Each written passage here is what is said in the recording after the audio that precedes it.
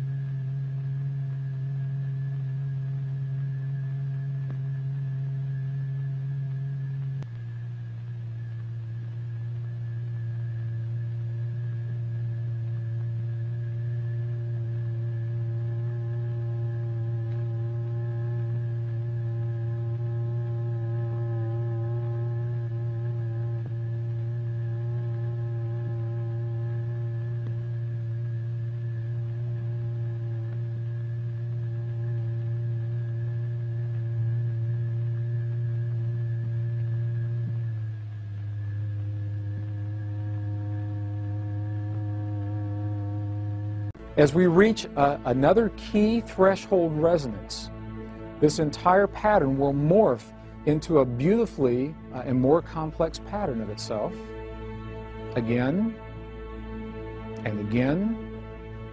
And look at this pattern right here. Look what you're seeing right here. Look at the beautiful geometry. Here is a perfect cube. There's a perfect tetrahedron, a star tetrahedron. In 2 dimensions, we've got the octahedron. Very powerful images of sacred geometry held in place simply because we've achieved the vibratory pattern that allows that in this water droplet.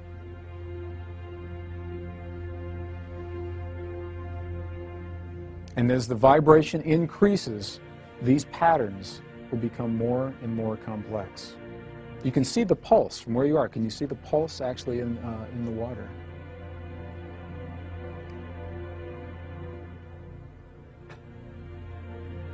As we go into the last set of the frequencies, what you'll see is that the entire, and you'll watch along the outer perimeter, the entire pattern reaches its greatest level of complexity, and then it goes back.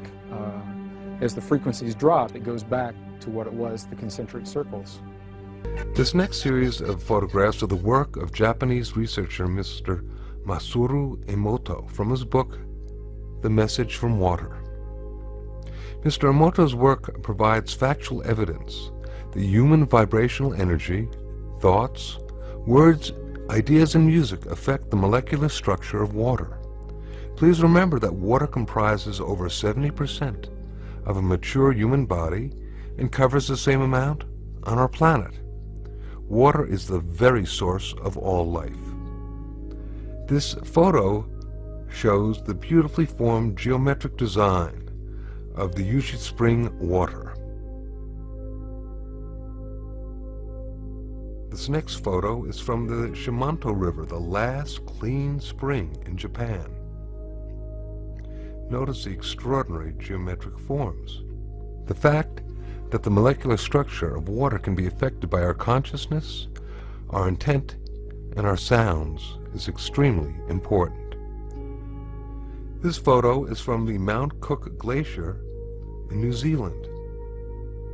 Mr. Emoto has been visually documenting these molecular changes in water by means of his photographic techniques.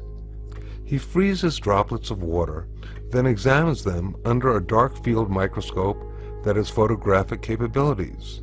His work clearly demonstrates the diversity of the molecular structure of water and the effects of the environment upon the structure of the water. This photo is from the fountain in Lourdes, France.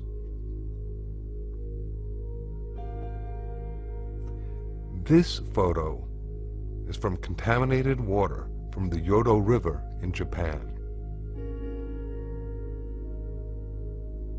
In this photo we can compare the contaminated water with clean stream water. Look at the difference. Mr. Emoto decided to see what effects music would have upon the structure of water. He placed distilled water between two speakers for several hours while playing different music and then photographing the crystals that formed after the water was frozen. This photo is of water being exposed to Beethoven's Pastorale. This photo is the effect of Bach's Air for the G-string on the water.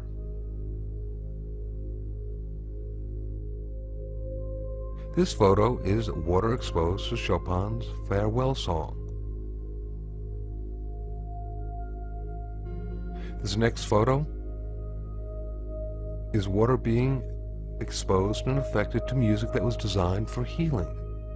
This photo is of water being exposed to the Kawachi folk dance. This photo shows the effect of heavy metal music upon the water. Here now we can compare the effects of healing versus heavy metal music and what happens to the water molecules.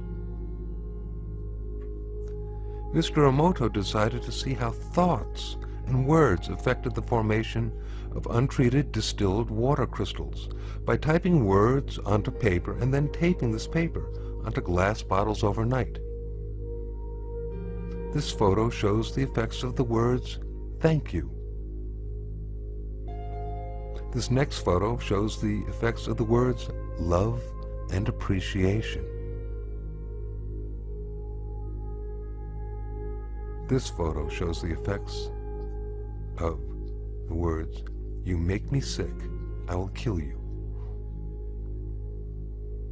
And here we can compare the effects of "thank you" with the "you make me sick, I will kill you." Very, very different geometric forms being incurred through the intention. Now this photo is of a very polluted and toxic water from the Fujiwara Dam. Here now is the same water from the Fujiwara Dam after a Buddhist monk had offered a prayer over it. Prayer, that sound coupled with intention, seems to have an extraordinary ability of restoring water to its natural, harmonious, geometric symmetry. And in this photo we can compare the toxic water and then the effects of praying over the water. It's really quite impressive. These photographs that we have just seen show proof that not only does sound have the ability of affecting and changing physical structure, but that with regard to the molecular structure of water, that our intent with our sound is extremely important. This may have great implications for the future of both personal and planetary harmony and healing.